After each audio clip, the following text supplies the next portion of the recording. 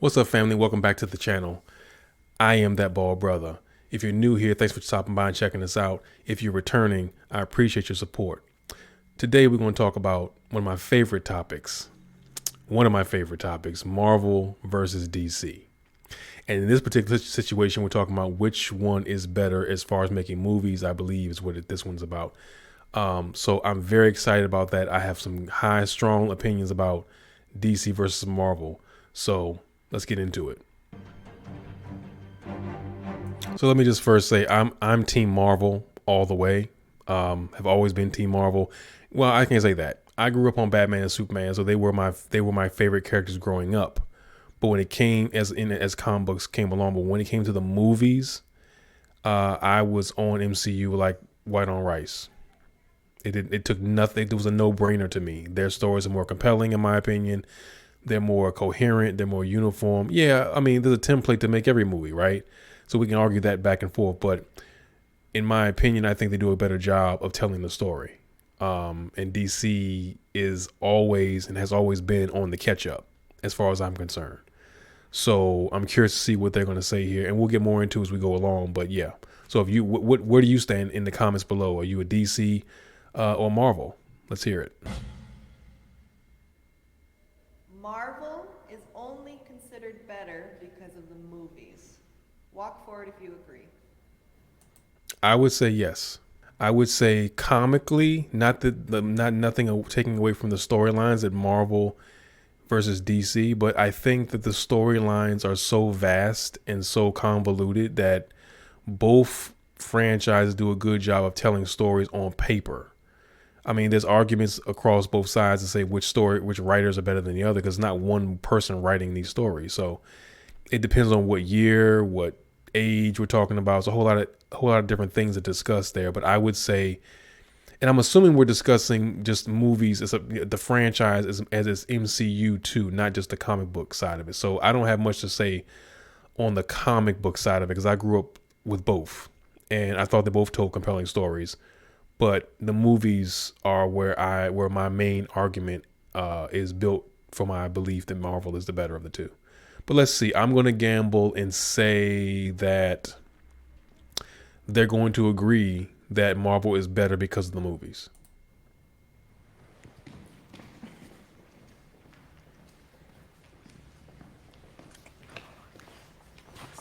Of course, all DC is going to come over there and sit down.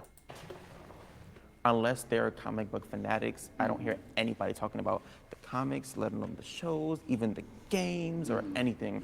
I only hear the movies. Thank you for being the only one here, by the way. Because it is challenging, I think, right now to be a DC fan because of that feeling. Socially, the conversation is Marvel. Oh, yeah. So extremely that every time DC puts out a movie, it's like almost expected that you're supposed to shit on. Right. Because it's not as good. They did it wrong. Now, have they stumbled along the way?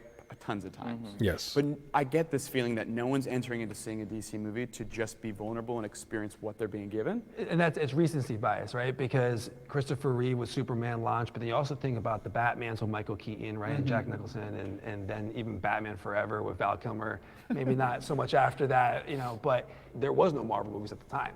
The Dark Knight kind of faded into the background when people talk about DC movies. And it's like, those were great films. Yeah. I mean, we don't have the Marvel Cinematic Universe, in my opinion, without Batman Begins. All right, disagreeers come forward. Yeah. I agree. I agree that most of the movies that in back in the day were we grew up on DC movies because they were the first to start. Before the DC universe was a thing or the Marvel universe was a thing, there was Superman. There were Batman. Those were the ones we grew up on. Those are the ones that I fell in love with superhero genre watching those movies. I love Christopher Reeve. Love Michael Keaton. Can't beat him. A lot of folks are going to argue about that, but I think Keaton was really good. I like Christian Bale. I like him, but I found that Keaton to me was more grittier, and I think he would have done a better role if he was young enough to play that role. But Christian just didn't do it for me. I'm going to hear a lot of shit in the comments. I know, but it's just facts. I got to be honest. And same thing with Christopher Reeve. I like Henry Cavill, but Christopher Reeve is the gold standard in my book. But maybe I'm just a little nostalgic. But no, people that go see DC movies are comparing them to Marvel because Marvel has adjusted the gold standard, have become the new standard in movie making. And DC has been trying to catch up this whole friggin' time. They've only done movies to catch up. Marvel's testament to the MCU, is they took the time. They took 10 plus years to build up to an ensemble movie, to a culmination of all these movies coming together. You can't start out a franchise or DC universe with Superman, Aquaman, and then jump right into Justice League with characters that you haven't established any history with. You know what's funny about this discussion, about this part of the conversation? I wasn't going to mention it, but I'm going to go ahead and mention it because I have to say this. The Eternals is the equivalent to DC's Justice League. It's the same thing. It's a movie about people we know nothing about that have all come together for some reason to do a big thing, and we don't understand why, and that's why we couldn't connect to the movie as Marvel fans. That was their DC Justice League universe movie. It was not the greatest movie because you cannot start off a movie with 10 people with 10 different storylines, 10 different histories, and expect us to understand it in under 2 hours. You didn't take the time to build up individual movies, not necessarily 10 individual movies, but there should have been movies where this movie should have been the beginning of, we need to assemble the Eternals for some big threat. The same way Nick Fury went out and had to go find the Avengers and create the Avengers, we need to activate the Eternals. We should have started out with Ajak having to say that we need to find everybody else and get them together. And that was the movie, was finding the first couple Eternals. And then you have another movie where you find another couple, or you find half of them now. And the second movie, find the half of them later. And then you have the event because you have time to tell the story of the other people along the way. The time wasn't taken to explain to me who these characters are. I have no reason to believe in them. I have no stake in them. I have no connection to their story to appreciate what they're going through. I don't care about a love story between Icarus and I can't think of the other girl's name. Not Cersei. I can't think of her name. But whatever. I have no concern about it. I don't care because I didn't see the evolution of it. I was thrust into a relationship that I had no precedent to know that they even liked each other, other than 30 seconds in the beginning with looking over Earth and admiring how beautiful it is. We don't know anything about. And then when you go through the movie, you're telling us that these people are fabrications and they're robots. Basically, they're not even real people. They just created beings to be controlled and given orders to being the cyborgs in essence. How do we get there? This is technology we're not even aware of. Granted, it's God technology. I appreciate showing me how the gods are shown in the universe, but we need more than that. And I think you could have done that better over a couple movies, but I digress. Sorry. Movies, the TV shows, the video games, the comic books, the books, when you oversimplify it to one aspect, you're immediately erasing thousands of people's hard work and not giving them the credit that they deserve as they add to the rest of the brand. I guess I'm thinking, could you argue that simply because of the MCU, more people care? It used to be that to be a nerd back, even in the 90s, because I love Spider-Man, X-Men, all that stuff from the 90s. Doing cosplay, when I was doing cosplay, people yelling at me, saying stupid, dressing up in movies, all kinds of stuff. Now cosplayers get millions of followers, like on Instagram. The MCU actually made nerds cool. Yeah. And so when I think of better, I think like, kind of to your point, detracts from all the like suffering of the nerds that got kicked and shoved in their closets. To get here. So now that the MCU exists, I'm like, oh, now you want to say it's cool. Okay, fine, yeah. I do believe some of the comics do better than some of the Marvel stuff that is out. Like with all the Spider-Man, the original Spider-Man were not good. Like I grew up watching those and I was not a huge fan. Wait, the 90s? No. Yeah, Toby. What? I did not. Are you kidding me right now? He's worse than Andrew Garfield? Are you serious? Tobey Maguire is the OG of Spider-Man. Get the hell out of here with that bullshit. you're crazy. There's no fucking way. You're delusional. Tobey Maguire's his faults aside, he's not perfect, but he was Spider-Man. He still is Spider-Man. I'm sorry. I like Andrew Garfield. I like Tom Holland, but OG, hands down. I see those movies as like corny perfection. It's like But it's absolute corny. Like you cheese. said, it's corny. Right, I love that. He didn't give me that representation. I'm an awkward T. He was like a very just dark and like brooding, like more DC. He just was very not awkward, how I wanted to see Peter Parker. You're telling me that Spider-Man 3 dance wasn't awkward to you? That was. He was very awkward. He was very awkward. Tobey Maguire did a great job with that character. At the time that he did it, great job. Great job. So I don't agree with her. I don't agree with her at all with that. That's ridiculous.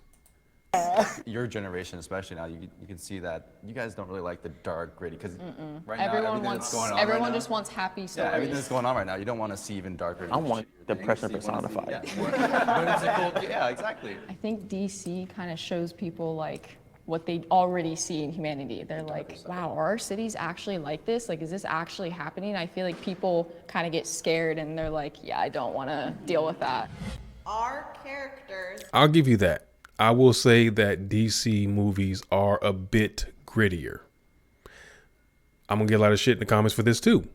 Ben Affleck is a fantastic Batman. I know. I hear you. I can hear you screaming already. He's a fantastic Batman. The Batman vs Superman movie, his actions playing that role in that particular movie were textbook. That was a fan film for those who watched read the Dark Knight series, and can appreciate that old seasoned salty Batman we saw in the DC whatever I forget the name of the title of the comic book. Forgive me, I'm not that well versed in the lore, but he did a fantastic job. I wanted to see a standalone movie with Ben Affleck. I still want to see that. I wasn't proud of his performances in the Justice League, but his performance in Superman versus Batman, yeah, fantastic. Very good, very gritty. The Batman that we are not used to seeing, but the Batman that comic book fans could appreciate, because Batman is a violent dude. He's been watered down for TV, but he is a violent character, and they held him true to form. Superman, same thing. He's an alien. So he has, his morality is skewed because he doesn't have any loyalty to this planet other than the Lois Lane. He cares about her, and she's the only reason why the rest of us aren't burned up, because he gives a shit about her. As the comics have shown us, once she dies, he loses his shit. Their movies are a bit grittier, and Marvel is more live action comic book movie, which I think is more appealing because people like to watch art become life. People don't necessarily want to see a gritty Batman kicking ass, taking names. They want to see happy-go-lucky stuff. So I agree with that. I think that DC does get points for being more gritty, and Marvel for being a little bit more light. are more relatable. I think that Marvel characters are a bit more relatable because at least the ones in the MCU that we currently experience, not counting the Eternals, of course, but yeah, most of them are guys. Captain America was a regular guy. Iron Man was a regular guy. Bruce Banner was a regular guy. Black Widow was a regular girl. Most of the characters are, Hawkeye was a regular guy. They're people with intelligence or medical enhancements. They weren't born with powers. Nick Fury is not magical. He's a regular guy. DC characters are all, except for Bruce Wayne, are all metaphysical. They all have abilities. Cyborg. Flash was a regular guy. Okay, all right, argue. Again, you can argue both sides, I would say. But from my opinion, for this particular question, I'm going to say that Marvel has more of a relatable character base based on what's in the MCU right now. I'm sure that DC have characters that are relatable, but they're not in movies. Aquaman, not a regular guy. Cyborg, not a regular guy. Superman, not a regular guy. So yeah. It's like me growing up, that I could just look at like these different heroes. Like I was like, I'm not built like no Captain America, but I can relate to him in the heart. It's what matters. And so I'm just like, just seeing every character. I'm like, oh, wait, that's me. Oh, wait, that could be me. Oh, that could be me. And I'm just like, I've just experienced that with Marvel. And that's why I was like, let me just run up in here real quick. Peter Parker and his anxiety. It's so relatable as a teenager and seeing another teenager get all these superpowers, and he's like, I'm just a kid. Like, I'm just trying to go to school. Like, I need a break. It's kind of a combination between the comics, the TV shows, the MCU in total. When you humanize a character first and then introduce their abilities, you not only give the audience time to relate to them and attach themselves to the character, but you give them an opportunity to see them superpower, amazingness, things like that, Yep, and it allows you to imagine yourself. What would you do if you were given that ability? Being that you're a real person, it allows you to give that relatability is key to a successful movie franchise, to making people maybe through the immersion that people seek when they go to the movies. Again, no knock against DC. They have most of their characters are just metaphysical characters. That most of their primary characters are bigger than life. Yeah, Bruce Wayne is a regular guy, but he's rich. But Tony Stark is too. So it just depends on your taste. Like I said before, just make Marvel just a bit more relatable to me. Welcome. There is an element to DC that I get, that they are unrelatable. Superman really is the most obvious, because he's overpowered from another planet, all these things. But at the same time, at the core of all that is this unbreakable goodness.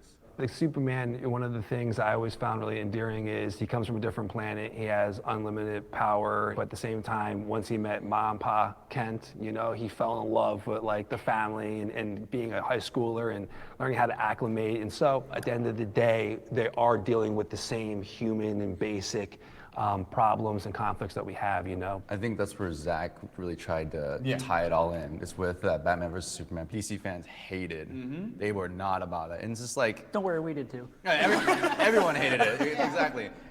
I didn't hate it. People were not a fan of it, but it's just like he tried to humanize. I mean, there were moments. Yeah, the whole Martha thing was, but overall, I thought it was well done. I like that dynamic. These characters, and that was really an important step to take, because the Superman, Batman, they were never shown to have a breaking point or be showed up as the villain. Fallible too, yeah. But also going back to representation and relatability, like Asian. Not many Asian superheroes, but with Shang Tsung and all these other characters, I would give props to Marvel. As long as it's not forced, like shoved down people's. That's what I really don't like. But as long as it's not shoved down people's throats and like you're gonna have to digest this, then I'm all for it. When you guys did bring on Peter Parker and Spider-Man with that, being from New York, and so I was just like, I see him and I see me. At the time, I was like, oh, you know what? I want to go to this college too, and I want to go here, and I want to do that. And I'm like, you know what? Hopefully, do get bit by a spider on the way there. So I'm just like, okay, cool. We've all had that dream. I genuinely, as a kid, like having what I felt like my own superhero backstory was like losing a parent at a young age, being kind of a caretaker to her, my mom, when I was 15, and still losing that person, it rewired in my brain many things, one of which was take care of other people and put yourself second, put everybody else first. 2, never show the crack in that it's actually crippling you trying to be perfect. Because I did always try to say, like, when you see me, you're gonna be like, how does he just fly through life? You know what I mean? Yeah. I thought that was healthy, wasn't. And then once I realized that I actually could be vulnerable, I could be broken, and that being broken is more beautiful and makes you more powerful, that sort of opened up the floodgates of finding those things in the DC characters. And I think the writers, especially now in comics, are going that route. My fan community can be toxic. Everyone should be stepping up to this plate, because all communities can be toxic. So, yeah. Come on, bro. Don't be the one guy. No-brainer question. I was gonna say, I think we can all agree that every fan can be toxic. Even if it's something as simple as, someone's title changing or someone becoming a new hero, you immediately get the people on Twitter just being like, I hate this person. I honestly feel really bad for Brie Larson, because she got the brunt of it during that whole Captain Marvel phase. And personally, I liked her. I think she's a great actress. I think I don't really understand what the problem is. I don't either. I'm not a big fan of the character, but I was like, this is fun. I don't want to know why people hate her so much. It's like when you dehumanize the actor and treat them as they're only that, Right. that's not being a fan. Yeah. That's being an ass. I remember when Black Panther came out, a lot of people refused to see it because they said it's a PC movie. Exactly. It's like there's so much vitriol in different corners. I like to believe it's not most people, but like the loudest voices on social media are like always. worst. Always. Yeah, Always. exactly. Because those are the ones that get attention. Right. Yeah, even the Black Panther, anything like this is supposed to be a black Superman coming out, and people are gonna be Yeah, I like, heard oh yeah, about that. that's born of the political correctness. But there's been iterations of Well, black also, Superman. it's comic books, so why not? yeah, it's like it's not. There's been iterations of a lot of different things. This is another controversial topic.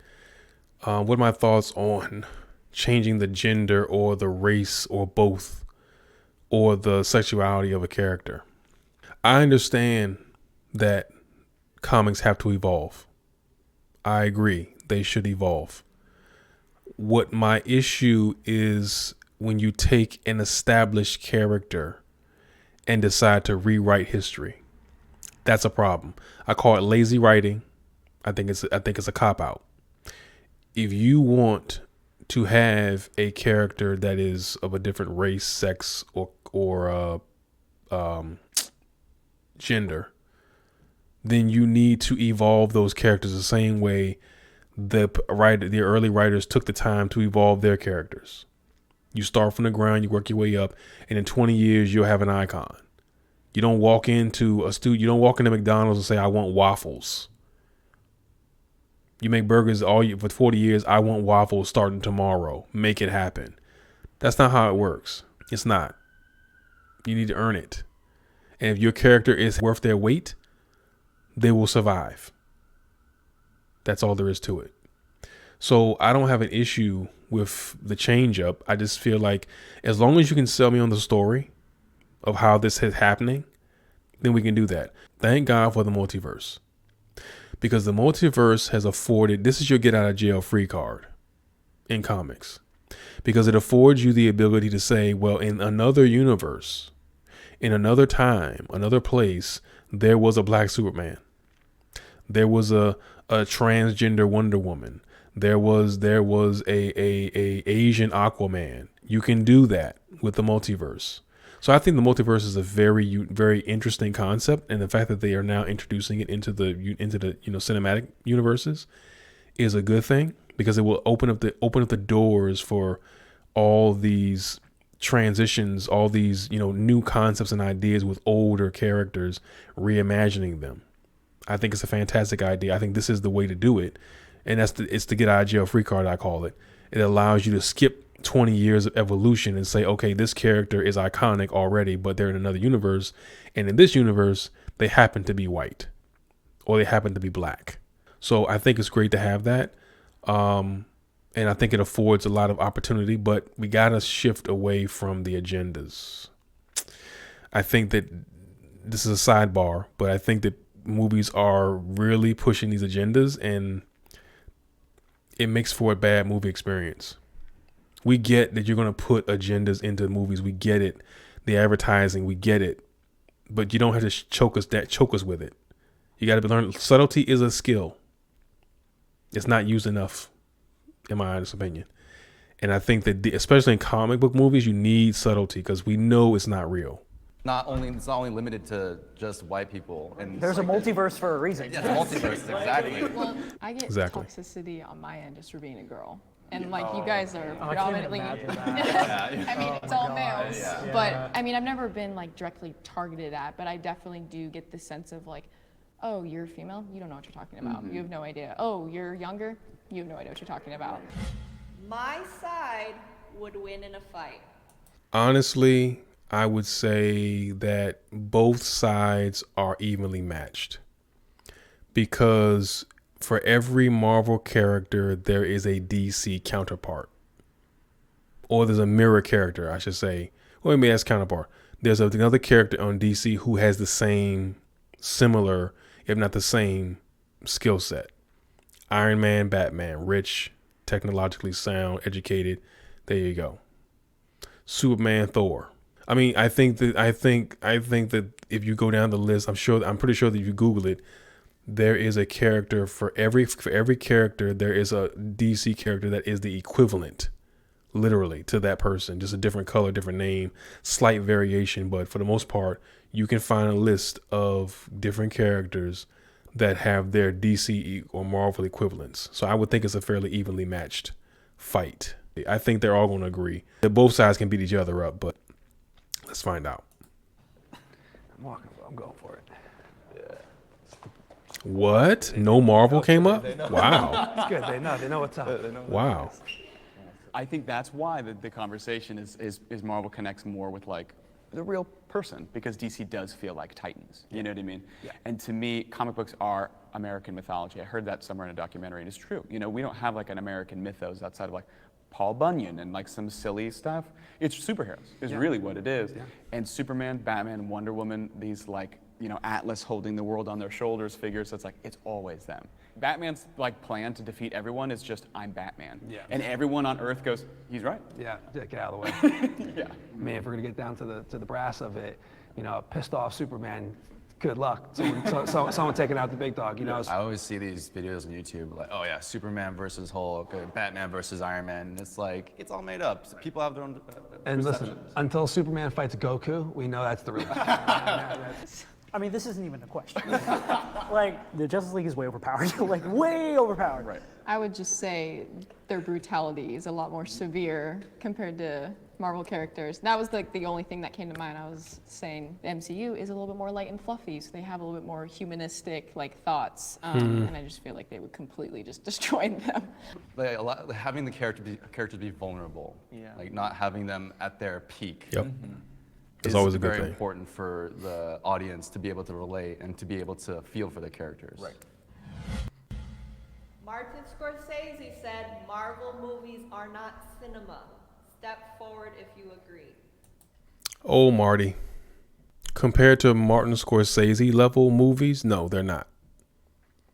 Because they're not telling human stories. They're telling metaphysical stories with a human aspect to it. The Godfather is not somebody who's metaphysical.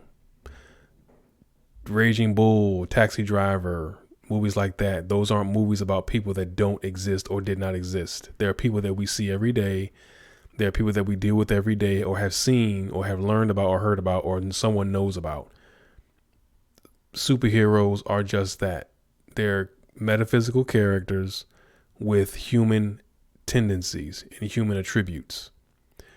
They're not cinema in the sense of that you cannot truly relate to the character because you don't have those abilities. The only side you can relate to is the before side. Whereas in Godfather, for example, you can relate to Michael Corleone 100% as an immigrant coming into the States and learning his way and getting into the family business and being challenged and tasked with all these crazy things he had to do to run the family. People can relate to that. Families can be a bitch. So I agree with him in that respect, that cinema, if you come using Scorsese level movies as the gold standard in that respect, no, they don't qualify because they lose on the human aspect, whereas Scorsese stays in that space throughout the movie. He doesn't go anywhere above it. He's always in that gritty ground level. This is your neighbor next door type movie. So I agree. They all should come forward for something like that. Now step forward if you disagree. Now, okay, they all disagree. So let's hear the argument. Well, what does he know about making movies? Right? I think we all are going to disagree pretty heavy with that one. If you look at not just the numbers and not just the worldwide success, but also the stories and the emotions and the ebb and flow of the storytelling. I think they're definitely not only cinematic, but some of the best examples of art that a worldwide audience of different ages and a lot of different people can come together and watch and enjoy, you know, where maybe sometimes a more boutique or arty film might not have that same, you know, response. Yeah. I think the second you try to put ground rules on what art is, you fundamentally don't understand. You're missing the point of art. Yeah. Absolutely. For sure. Like, how do you define cinema? Right. You can't. Right. There's no, cookie cutter definition of, oh, okay, this movie is cinema, but like Shrek 2 is not. Like, it's I mean, there are some people that will but argue that. it's that type of thing where if you decide that things have limits, you're already not only limiting the audience, but you're limiting creative freedom. You know, if someone comes along and says, oh, that's not cinema, what are you telling the future filmmakers? That what they want to do is not considered cinema? You're immediately, you know, trashing what these new people want to do. No, I think he's making the point that, again, taking in context, I think he's saying, like I said before, that compared to his style of movie, no, it wouldn't qualify. But as an art form, absolutely, it's fantastic. But you're comparing apples to oranges. Iron Man is not a movie to compare to The Godfather. Infinity War does not compare to Taxi Driver. It doesn't. It's different levels of character, different plot levels, different understandings of the relatability, different worlds they're operating out of, different physical laws of physics that apply. It's different. It's two different types of movies.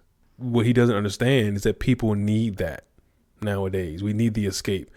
We see too much real as it is.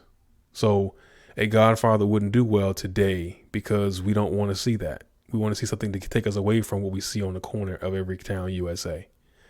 And that's what Marvel and these kinds of movies offer us, is the ability to transport to a place where we don't have to deal with, we don't deal with the issues of today for 120 minutes. And that's a good place to be, especially these days. Not that I don't appreciate a serious movie, but I like getting lost in the multiverse. I like that idea.